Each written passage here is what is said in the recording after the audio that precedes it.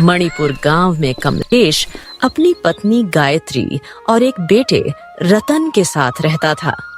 उसका बेटा रतन बिल्कुल मूर्ख था। वो घर पर रहकर ही रोटियां तोड़ता था। उसके माता पिता हमेशा उससे परेशान रहते थे। वे उसे कुछ कमाने धमाने को कहते, लेकिन उस मूर्ख को कोई काम करना नहीं आता था, इसलिए उसे कोई काम पर भी नहीं रखता था। अगर कोई आदमी गलती से उसे काम पर रख लेता तो भी वह अपनी मूर्खता के कारण उनका काम बिगाड़ देता। एक दिन गायत्री अपने पति कमलेश से कहती है, अजी मेरी तो कुछ समझ में नहीं आ रहा। रतन 20 वर्ष का हो गया है और यह कुछ करता धरता ही नहीं। ऐसे कैसे काम चलेगा जी? मैं तो कहती हूँ इसका विवाह कर दो। क्या पता पत्नी के आने से इसका भाग्य खुल जाए। तुम सही कह रही हो गायत्री। मैं इसके लिए कोई अच्छी सी लड़की देख लेता हूँ जो चालाक और पढ़ी लिखी हो। यह तो मूर्ख है, इससे तो कुछ नहीं होगा। मैं भी यही सोच रही थी। अगर इसकी पत्नी चालाक आ जाएगी तो इसकी जिंदगी संवर जाएगी, वरना इसको तो कोई भी पागल बना देगा। तुम जल्द से जल्द कोई लड़की देखकर इसका विवाह कर दो जी। कुछ ही दिनों में कमलेश अपने मूर्ख लड़के की शादी नैना नाम की लड़की से करवा देता है। रतन जितना मूर्ख था, उसकी पत्नी उतनी ही चतुर थी। उसकी पत्नी दहेज और कुछ रुपए लेकर आई थी। उन्हीं रुपयों से रतन के घर का गुजारा हो रहा था, लेकिन कुछ ही दिनों में वह रुपए खत्म हो गए। एक दिन नैना अपने मूर्ख पति से बोली, तुम तो कुछ करते धरते नहीं हो, ऐसे कैसे हमारा गुजारा होगा? मेरे पिताजी ने दहेज में जो रुपए दिए थे वो भी खत्म हो गए हैं। अरे नैना, मुझे कोई काम करना नहीं आता, फिर मैं क्या काम करूं? तुम पिताजी से कहो ना, वह तुम्हारी बात सुनेंगे और घर का खर्च चलाएंगे। मेरी शादी आपसे हुई है, ना कि आपके पिताजी से, समझे आप? ये कहते कहते नैना रोने लगी। वो समझ गई थी कि उसका पति मूर्ख है, इससे कोई भी काम नहीं होगा और न ही इसे कोई काम देगा। इसीलिए वह गुस्से में अपने ससुर के पास जाती है और उनसे कहती है, ससुर जी, मैंने आज तक आपके सामने मुंह नहीं खोला क्योंकि आप घर के बड़े आदमी हैं। मैं आपका सम्मान करती हूँ, लेकिन अब मैं मजबूर हो गई हूँ। इस तरह घर नहीं चल सकता। जो रुपए मेरे पिताजी ने मुझे दिए थे वो भी खर्च हो गए हैं। अब घर में कुछ भी नहीं है जिससे गुजर बसर हो सके। मैं हमेशा सोचती थी कि घर के बाद बाहर ना निकले, लेकिन अब मैं मजबूर हो चुकी हूँ। अब कब तक यह सब कुछ देखती रहूं? आपने उस मूर्ख बेटे की शादी मेरे साथ करवा दी। उसने मेरी जिंदगी खराब कर दी है। कुछ करता धरता नहीं है, बस सारे दिन घर में ही पड़ा रहता है या फिर आवारा ऊंट की तरह इधर उधर फिरता रहता है। बेटी, वो तुम्हारा पति है, तुम उसके बारे में ऐसा कैसे कह सकती हो? पत्नी को हमेशा पति की इज्जत करनी चाहिए। उसमें पति वाली कोई बात हो तो मैं उसकी इज्जत करूं। जो आदमी अपने परिवार का पेट नहीं पाल सकता, उसकी इज्जत कोई कैसे कर सकता है? इज्जत उसकी होती है जो घर में 2 पैसे कमा कर देता है। घर पर हाथ में हाथ रखकर बैठने वालों की कभी भी कोई इज्जत नहीं होती पिताजी। बेटी, तुम इतना गुस्सा क्यों होती हो? वह तुम्हारा पति है। तुम उसे समझाओ कि वह कुछ काम करें जिससे घर का गुजारा हो सके। मैं उन्हें क्या समझाऊंगी? वो मेरी सुनते ही कहाँ हैं। मैं उन्हें समझा समझा कर पागल हो चुकी हूँ। वो तो हर वक्त मूर्खों जैसी बातें करते रहते हैं। आप ही उन्हें कुछ समझाइए।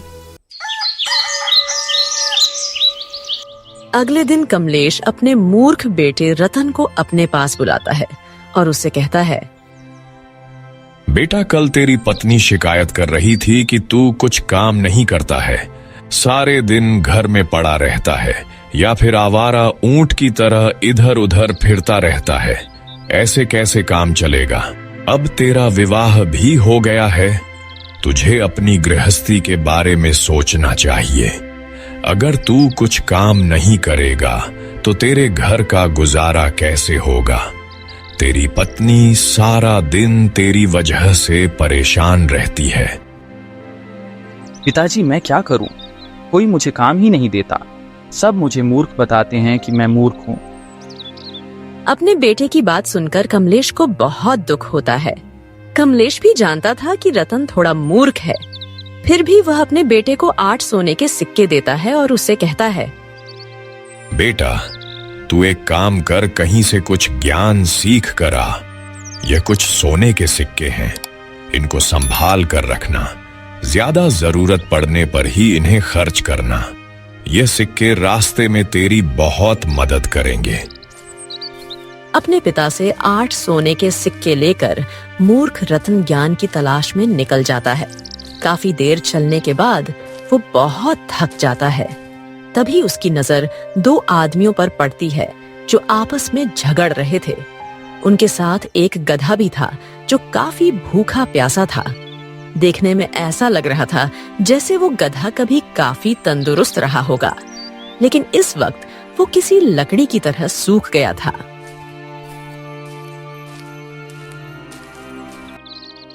अरे भाइयों, लड़ने से मसला हल नहीं होगा। आखिर बात क्या है जिस वजह से तुम दोनों एक दूसरे को मारने को तैयार हो? ये जो तुम्हारे सामने खड़ा है, बुरी सी शक्ल वाला आदमी, यह 1 नंबर का झगड़ालू इंसान है। मुझे इसकी शक्ल भी पसंद नहीं है। खुदा इसे गारत करें। अबे बदतमीज, इतनी हिम्मत जो मुझे नामुराद कह रहा है। अभी तुझे मजा चखाता हूं। अरे भाइयों, लड़ने से मसला हल नहीं होगा। आखिर बात क्या है जिस वजह से तुम दोनों एक दूसरे को मारने को तैयार हो? हमारे वालिद साहब जो कुछ भी छोड़कर मरे थे, हम दोनों भाइयों ने उसे आपस में बांट लिया है। अब सिर्फ यह गधा बचा हुआ है। हम समझ नहीं पा रहे हैं कि इस गधे का बंटवारा कैसे करें। इसीलिए हम राजा के पास जा रहे हैं अपना मसला हल करवाने। दोनों भाइयों की बात सुनकर रतन सोचने लगा। चलते चलते बहुत थक गया हूँ। अभी मेरा सफर बहुत लंबा है। क्यों ना इस गधे को मैं खरीद लूं? इन दोनों भाइयों का मसला हल हो जाएगा और मुझे पैदल चलने से राहत मिल जाएगी। सुनो सुनो, तुम्हें राजा के पास जाने की कोई जरूरत नहीं है। तुम्हारा मसला मैं अभी यहीं हल किए देता हूँ। अगर तुम चाहो तो। क्यों नहीं, हम तो चाहते हैं कि कैसे भी हमारा इस गधे से पीछा छूटे। बताओ कैसे करोगे तुम हमारा मसला हल? मैं तुम्हारे इस गधे को खरीदना चाहता हूँ। इस गधे के बदले मैं तुम दोनों को 1 सोने का सिक्का दूंगा। इस तरह से यह गधा मेरा हो जाएगा और तुम्हारा झगड़ा भी समाप्त हो जाएगा। यह तो बहुत अच्छी बात है। लाओ, जल्दी लाओ, मुझे मेरा सोने का सिक्का दो। मेरे बीवी बच्चे मेरा इंतजार कर रहे होंगे। इस गधे के चक्कर में मेरा बहुत समय बर्बाद हो गया है। हाँ हाँ, मुझे भी मेरा सोने का सिक्का दो और इस गधे को अपने साथ ले जाओ। फिर रतन दोनों भाइयों को 1-1 सोने का सिक्का देता है। उसके बाद गधे को लेकर ज्ञान की तलाश में निकल जाता है।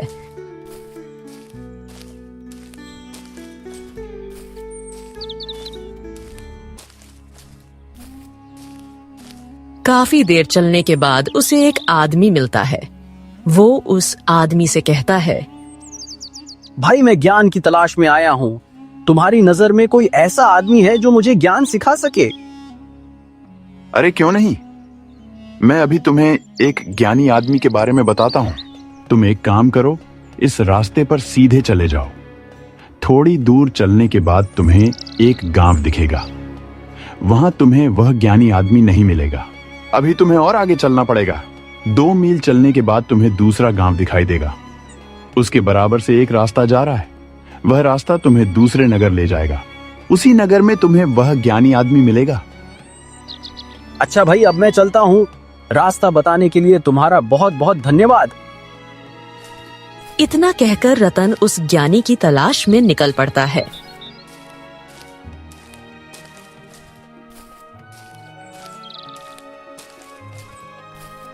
कई दिन भटकने के बाद आखिर वो उस नगर के पास पहुंच जाता है जहां वो ज्ञानी रहता था। मेरे प्यारे वफादार गधे, आखिर हम उस नगर के पास पहुंच ही गए जहां वह ज्ञानी आदमी रहता है।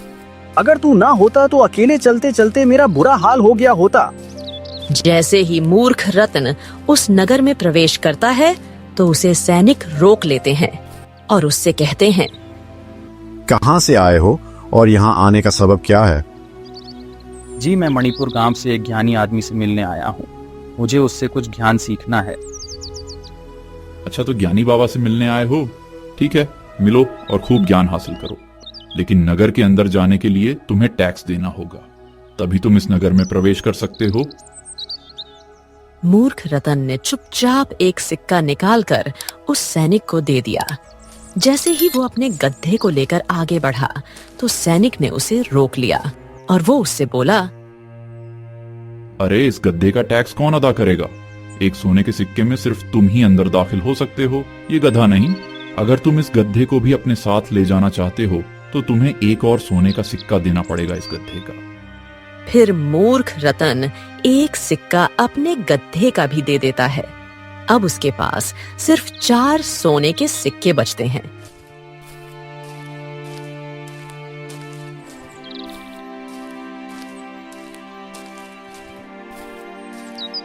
काफी देर तलाश करने के बाद उसे वह ज्ञानी बाबा मिल जाते हैं।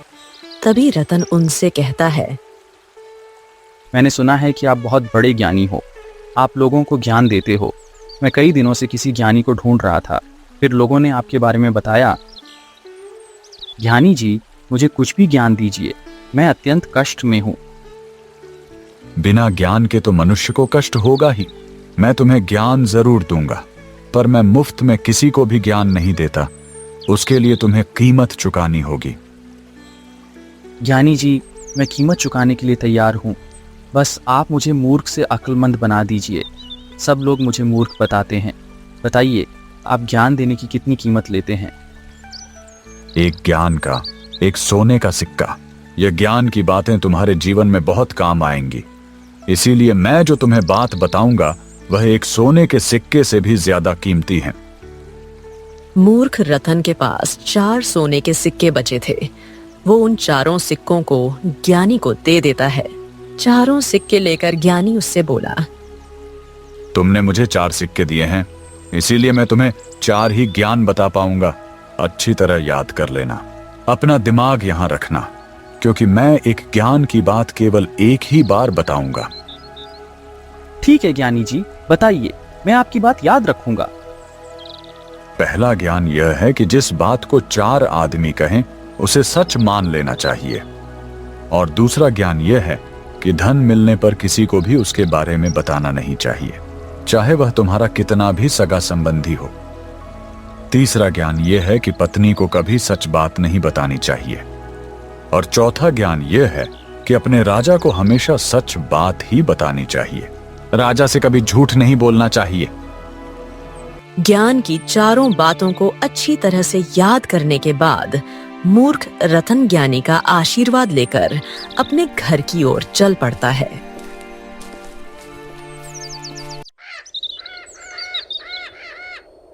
कुछ दूर चलने के बाद वह दिखता है कि एक जगह भीड़ जुटी हुई थी। उसने वहां जाकर देखा तो पता चला कि कोई भिखारी मर गया है, लेकिन कोई भी उस भिखारी को वहां से उठाने के लिए तैयार नहीं था। तभी मूर्ख रतन उन लोगों से बोला, भाई लोगों, तुम खड़े खड़े क्या तमाशा देख रहे हो? इस लाश को उठाकर कहीं फेंक कर क्यों नहीं आते? अरे भाई, तुम ही इस लाश को कहीं फेंक आओ। तुम तो हट्टे कट्टे हो और तुम्हारे पास गधा भी है। ईश्वर तुमसे खुश हो जाएगा।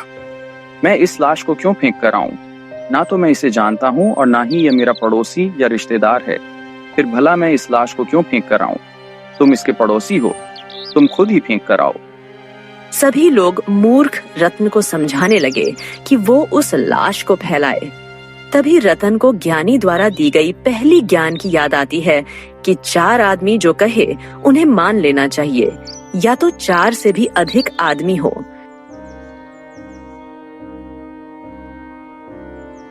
उसने लाश उठाकर अपने गड्ढे की पीठ पर लादी और गांव से बाहर एक वीरान जगह पर फेंकने लगा।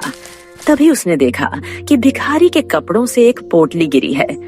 उसने वह पोटली उठाकर उसे खोल कर देखा तो उसमें बहुत सारे सोने के सिक्के थे। रतन उस पोटली को लेकर चुपचाप अपने घर की ओर रवाना हो गया। रास्ते में उसे एक बूढ़ा आदमी मिला जो सर पर सूखी लकड़ी लेकर जा रहा था। उस बूढ़े आदमी ने रतन को रोक कर कहा, बेटा, मैं बहुत थक गया हूँ, कृपया करके मेरी मदद करो। मेरा घर पास में ही है। अगर तुम इन लकड़ियों को मेरे घर तक पहुंचा दोगे तो ऊपर वाला तुम्हारा भला करेगा। आप परेशान मत होइए, मैं अभी आपकी यह लकड़ियां आपके घर तक पहुंचा देता हूं। आप इस गधे पर बैठ जाइए।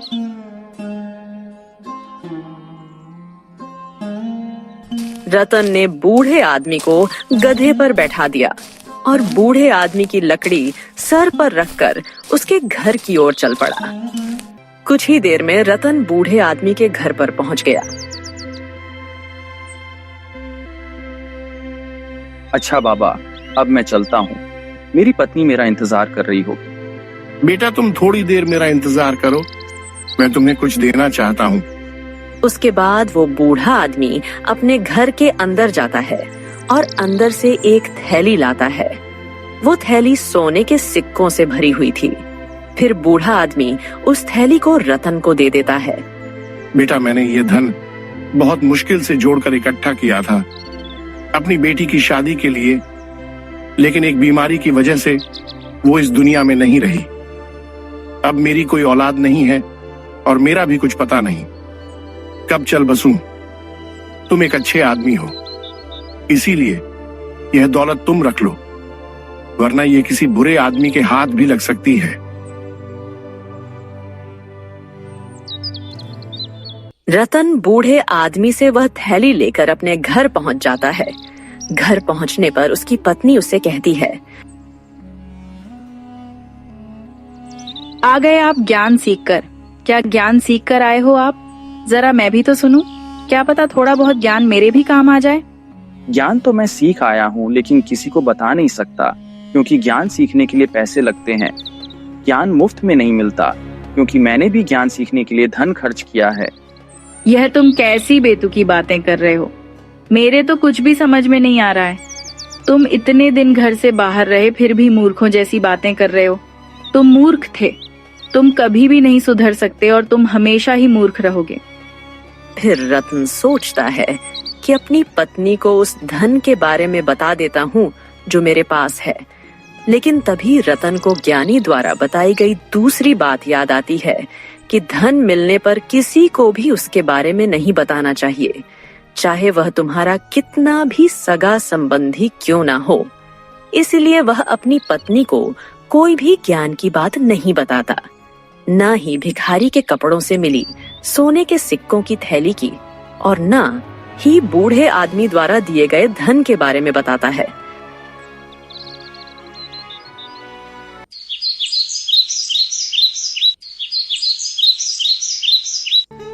अब मूर्ख रतन के पास बहुत सारा धन इकट्ठा हो गया था, इसलिए वह बहुत अमीर हो जाता है। उसके दिन सुख पूर्वक बीतने लगे। उसका रहन सहन बदल गया। उन लोगों ने एक अच्छा मकान भी बनवा लिया और उसके बाद उसके ठाठ पाठ देखकर पड़ोसियों को जलन होने लगी। एक दिन रतन की पड़ोसन अपने पति से कहती है,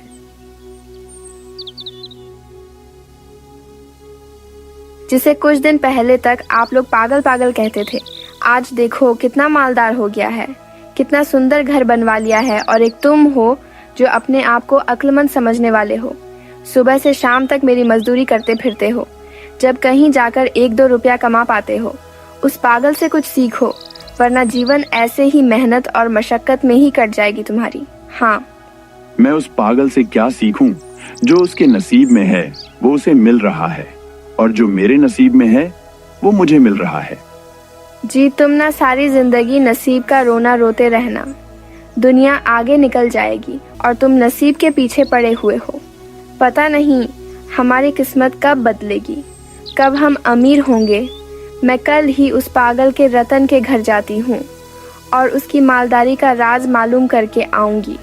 तुमसे तो कुछ होने वाला नहीं है।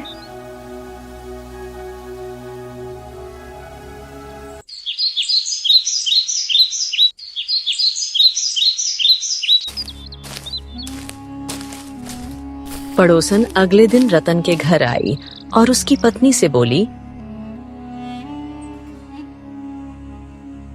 दीदी, अब तो तुम लोग बहुत अमीर हो गए हो। पूरे गांव में जगह जगह पर तुम्हारी ही मालदारी के चर्चे हैं कि पागल आदमी मालदार हो गया है। ऐसा आपका पति क्या करता है जो आप लोग इतने ठाट बाट से जीते हो? बहन जी, ये तो मैं भी नहीं जानती। मैंने उनसे कभी पूछा ही नहीं कि वो क्या करते हैं। मैं तो उन्हें पूरे दिन घर पर ही देखती हूँ। भला घर पर रहकर कौन सा काम हो सकता है? तुमने अपने पति से पूछा नहीं। तुम्हें उनसे पूछना चाहिए, आखिर वो क्या काम करता है। जो आदमी अपनी पत्नी से अपनी आमदनी छुपाता है, निश्चित रूप से वह कोई गलत तरीके से धन कमाता है। मुझे तो कुछ गड़बड़ लगती है।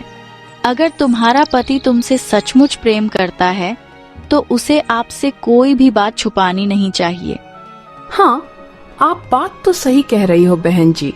मुझे तो अब डर लग रहा है, कहीं वो किसी गलत तरीके से तो पैसा नहीं कमा रहे हैं।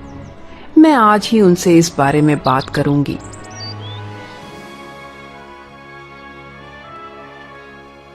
जब रात को मूर्ख रतन अपने घर आता है तो उसकी पत्नी उससे पूछती है,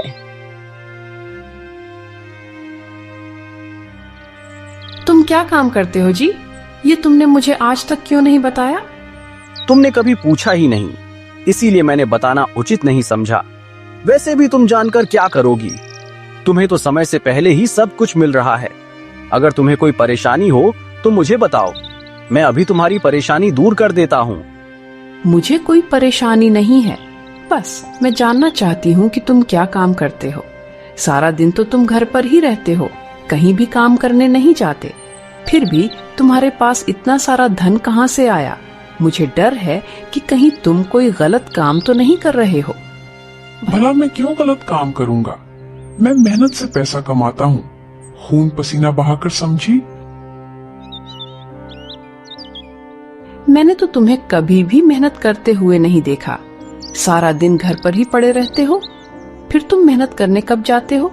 सच सच बताओ जी, आखिर तुम क्या काम करते हो? वरना मैं अपने घर चली जाऊंगी, फिर पड़े रहना यहाँ पर अकेले। रतन सोचता है कि इसे मैं बता ही देता हूँ, लेकिन तभी उसे ज्ञानी द्वारा बताई तीसरी बात याद आ जाती है कि पत्नी को कभी भी सच बात नहीं बतानी चाहिए। इसलिए वह अपनी पत्नी से झूठ बोलता है। दरअसल नैना, बात ऐसी है, मैंने बाजार से 1 किलो देसी घी खरीदा और उसको रात के 12 बजे एक सांस में पी गया, जिससे मुझे बहुत सारे धन की प्राप्ति हुई।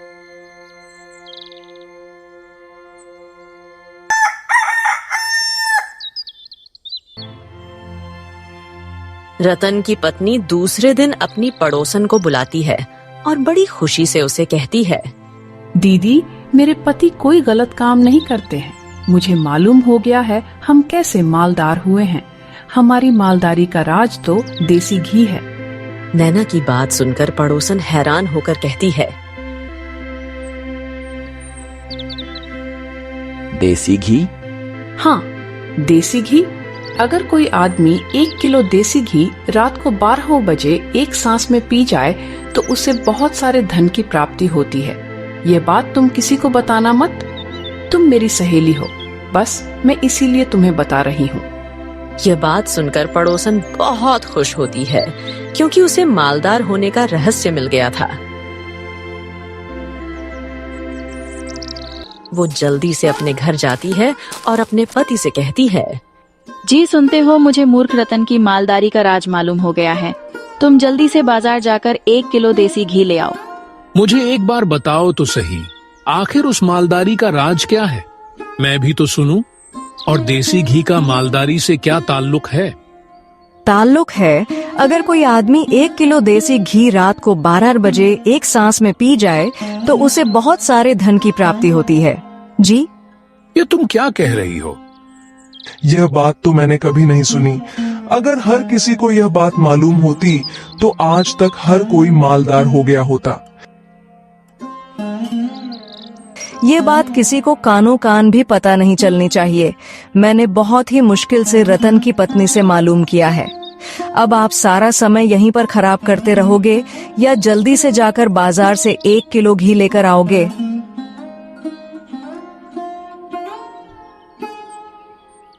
पड़ोसन का पति बाजार से 1 किलो घी ले आता है और फिर दोनों रात के 12 बजने का इंतजार करने लगते हैं।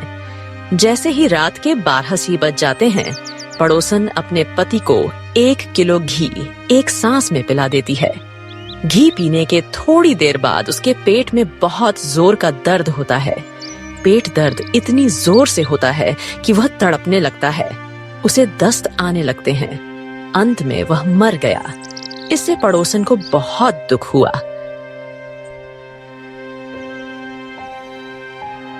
वो रोती हुई राजा के पास गई और राजा से मूर्ख रत्न की शिकायत करने लगी। महाराज, मैं लुट गई, मैं बर्बाद हो गई, मेरा कुछ भी नहीं बचा, सब कुछ खत्म हो गया है। कृपया करके मेरी मदद कीजिए। अरे कुछ बताओगी भी या रोती ही रहोगी? हम क्या मदद कर सकते हैं तुम्हारी? महाराज, मेरा पति का इंतकाल हो गया है। उन्होंने 1 किलो देसी घी एक ही सांस में पी लिया, जिससे उनके पेट में दर्द हुआ और वो मर गए। ये क्या बेहुदा बात कर रही हो? इसमें मैं तुम्हारी क्या मदद कर सकता हूँ? अगर कोई आदमी 1 किलो देसी घी पिएगा तो वो मरेगा ही, और क्या बचेगा? तुम्हारा पति पागल तो नहीं था? नहीं नहीं महाराज, मेरा पति पागल नहीं था। पागल तो वो मूर्ख रत्न है जिसने मुझे यह नुस्खा बताया था। उसने कहा था कि अगर कोई आदमी रात को 12 बजे 1 किलो देसी घी एक सांस में पी जाए तो उसे बहुत सारे धन की प्राप्ति होती है और वो बहुत मालदार हो जाता है। मालदार होने के लालच में मेरे पति ने 1 किलो देसी घी एक सांस में ही पी लिया। राजा ने मूर्ख रतन को बुलाया और सारा माजरा पूछा। क्यों रे रतन, तू लोगों को बेवकूफ समझता है जो 1 किलो घी का नुस्खा बताकर लोगों को मरवा रहा है? मालदार होने के लालच में इसका पति 1 किलो देसी घी एक सांस में पी गया और फिर वो मर गया। लोगों को गुमराह करता है। इसके लिए तुझे सख्त से सख्त सजा मिलेगी। तभी रतन को ज्ञानी द्वारा बताई चौथी बात याद आई कि अपने राजा से झूठ नहीं बोलना चाहिए। इसलिए वह राजा से कहता है, महाराज, इसमें मेरी कोई गलती नहीं है। मैंने तो एक ज्ञानी को 4 सोने के सिक्के देकर 4 ज्ञान की बात सीखी थी। उसने कहा था कि अगर 4 आदमी कोई बात कहें तो उसे मान लेना चाहिए, कभी धन के बारे में किसी को नहीं बताना चाहिए और अपनी पत्नी को कभी सही बात नहीं बतानी चाहिए। और चौथा उसने कहा था कि अपने राजा से हमेशा सच बोलना चाहिए। मेरी पत्नी मालदारी का राज पूछ रही थी, इसीलिए मैंने उससे झूठ बोल दिया कि मैंने देसी घी पीकर धन की प्राप्ति की है। उसी ने इसको बताया होगा। जिस भी ज्ञानी ने तुम्हें यह बात बताई है, ये तो वाकई बहुत ज्ञान की बात है। हम तुमसे बहुत खुश हुए रतन, तुमने हमको सच बात बताई। राजा रत्न के सच बोलने से बहुत खुश हुआ और उसे ढेर सारा धन देकर वहां से विदा कर दिया।